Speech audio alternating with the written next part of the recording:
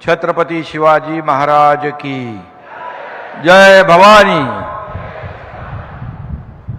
भारतीय राष्ट्रीय चळवळीचे जनक लोकमान्य बाळ गंगाधर टिळक यांच्या स्मृतीला मी वंदन करतो आणि व्यासपीठावर उपस्थित या देशाचे फौलादी आणि कणखर गृहमंत्री अमितभाई शाह,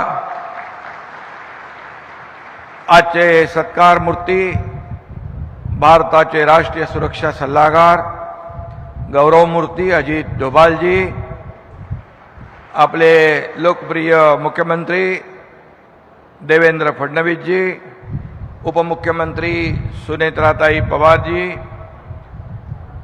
आमचे केंद्रीय मंत्री, आमच्या सहकारी मंत्री आणि सर्व व्यासपीठावरील सन्माननीय मान्यवर, लोकमान्य टिळक स्मारक ट्रस्टचे अध्यक्ष डॉक्टर रोहित टिळक आणि ट्रस्टचे सर्व पदाधिकारी आणि सर्व मान्यवर बांधव भगिनींनो आणि पत्रकार मित्रांनो, आज 1 ऑगस्ट देशाला स्वराज्याचा मंत्र देणाऱ्या लोकमान्य बाळ गंगाधर टिळक यांच्या पुण्यतिथीचा दिवस। त्यांच्या स्मृतींना खऱ्या अर्थाने पुन्हा एकदा मी अभिवादन करतो। 1 ऑगस्ट म्हटलं की संपूर्ण देशाला आणि महाराष्ट्राला उत्सुकता असते की लोकमान्य टिळक राष्ट्रीय पुरस्काराची, आणि आम्ही देखील भाग्यवान आहोत की अनेक वेळा या पुरस्कार सोहळ्याला उपस्थित राहण्याचं भाग्य आम्हाला मिळालं। 2023 साली या देशाचे लोकप्रिय आणि यशस्वी प्रधानमंत्री नरेंद्र मोदीजी यांना हा पुरस्कार प्रदान करण्यात आला होता।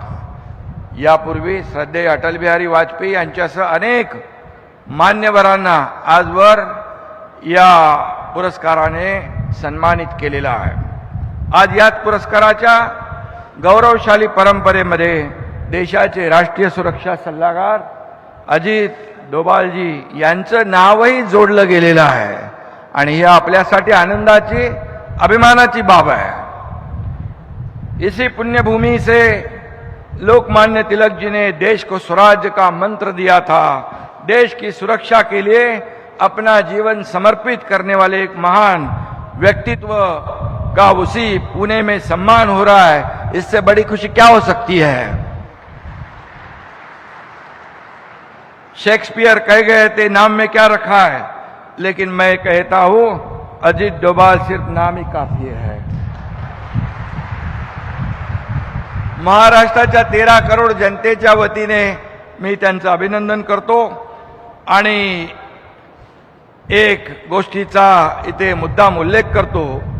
देश की सीमाओं की रक्षा के लिए अपने छाती की ढाल बनाने वाले डोभाल जी को अमित भाई के हाथों ये पुरस्कार दिया जा रहा है। ये दुग्ध शर्करा योग है, ये संजोग है। ये सिर्फ एक महान व्यक्ति दूसरे महान व्यक्ति का सम्मान नहीं है। एक तरफ देश का आंतरिक सुरक्षा को नई दिशा देने वाले, नक्सलवाद को समाप्त करने वाले, सफाया करने वाले और देशद्रोहियों का खात्मा करने वाले गृह मंत्री अमित भाई शाह, और दूसरी तरफ देश की सीमाओं की रक्षा करने वाले और राष्ट्रीय सुरक्षा को ताकत देने वाले रणनीतिकार अजित डोभाल जी।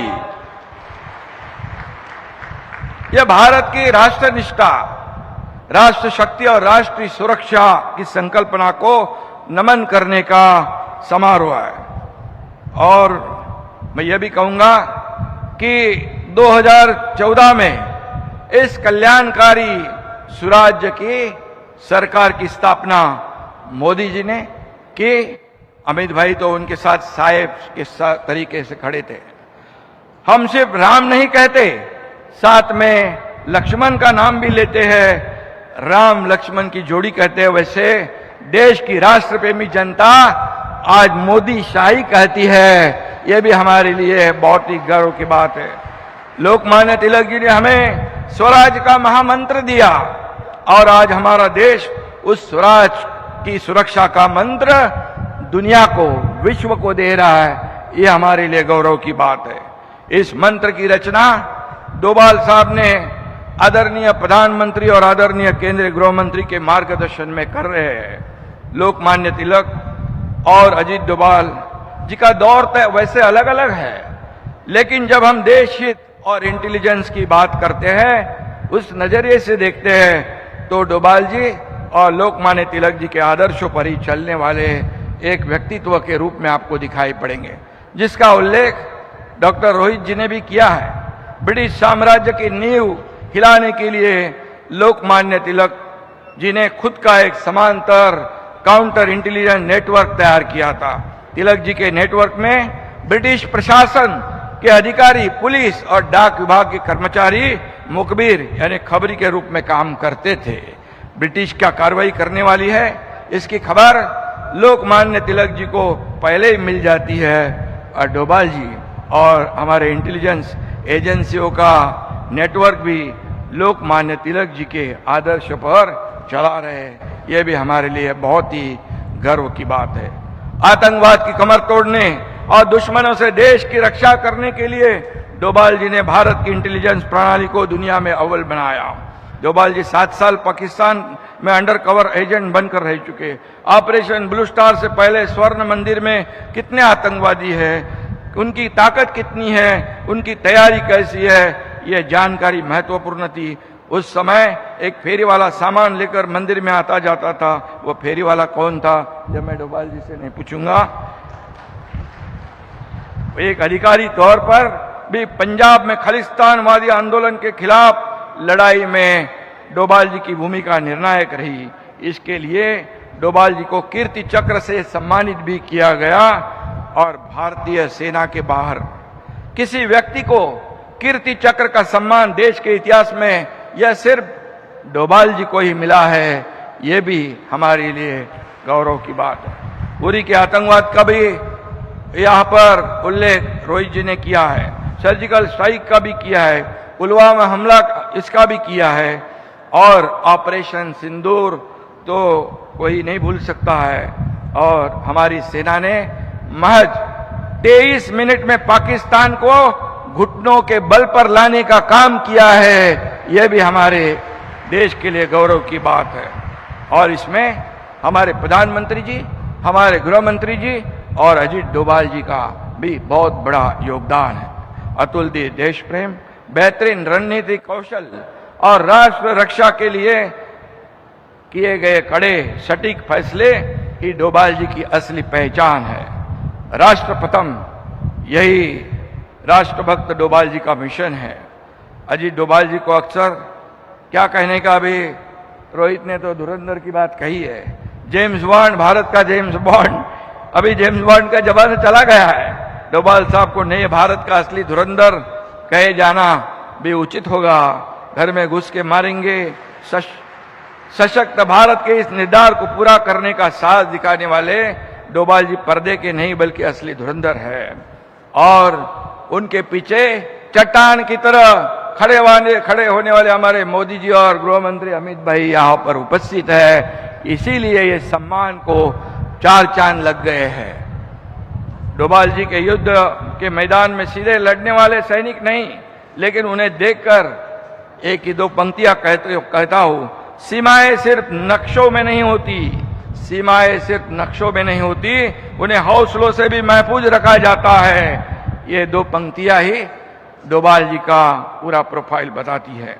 और इसलिए 2014 से पहले देश की परिस्थिति हमने देखी है, धमाकों की घटनाओं से कांपता भारत हमने देखा है। 2014 के बाद सुरक्षित भारत भी हमने देखा है। मोदी जी देश को आगे बढ़ा रहे हैं, इसमें डोभाल साहब का भी योगदान है। भारताला युद्ध नको आहे, भारताला शांतता हवी, पण भारतीय स्वराज्याकडे डोळे वटाळून कोणी बघण्याची हिम्मत केली तर त्याचे डोळे त्याच्या हातात काढून देण्याची हिम्मत भारतीय लष्करामध्ये आहे। आणि म्हणून आज भारताची ताकद केवळ आपल्या शस्त्रामध्ये नाही, भारताची ताकद आपल्या खंबीर निर्णय क्षमतेत आहे। भारताची ताकद केवळ आपल्या सीमांमध्ये नाही, तर भारताची ताकद आपल्या 140 कोटी जनतेच्या आत्मविश्वासामध्ये आहे आणि म्हणून 2023 साली हा पुरस्कार प्रधानमंत्री नरेंद्र मोदीजी यांना मिळाला. त्यांनी हा पुरस्कार या भारताच्या जनतेला समर्पित केला. आज तोच पुरस्कार मोदीजींनी अमित भाईंनी नियुक्त केलेल्या धडाकेबाज आणि चाणाक्ष अशा देशभक्ताला मिळाला. त्याचं मी मनापासून अभिनंदन करतो. त्यांना खूप खूप धन्यवाद देतो आणि या देशाच्या सुरक्षा आणि इंटेलिजन्स परंपरेचा हा गौरव आहे. आणि राहुल रोहितजींना देखील मी धन्यवाद देतो की खऱ्या अर्थाने देशाचा सन्मान आपण केलेला आहे आणि म्हणून या पुरस्काराच्या माध्यमातून देशाच्या सैनिकांना, सुरक्षा यंत्रणांना आणि गुप्तचर यंत्रणांना हा पुरस्कार दिला आहे. खऱ्या अर्थाने मी पुन्हा एकदा मनापासून धन्यवाद देतो आणि जाता जाता 4 ओळी सांगतो. नजर में मुल्क की हिफाजत का ऐसा जुनून रखा है, नजर में मुल्क की हिफाजत का ऐसा जुनून रखा है, जिस्म पर वर्दी नहीं सही पर रूह में वतन परस्ती का खून रखा है. जो खामोशी से हर साजिश को नाकाम करे, भारत माँ ने अपनी ढाल बनाकर ऐसा एक धुरंधर रखा है. त्यांना मी खूप खूप शुभेच्छा. भारत भूमीचे सुपुत्र, त्यांना उत्तम आरोग्य आणि त्यांच्या हातून अशी देशसेवा घडत राहो अशा शुभेच्छा देतो आणि रोहित टिळक आणि त्यांच्या टीमचं मनापासून अभिनंदन करतो. धन्यवाद. जय हिंद, जय महाराष्ट्र, भारत माता की जय, वंदे मातरम.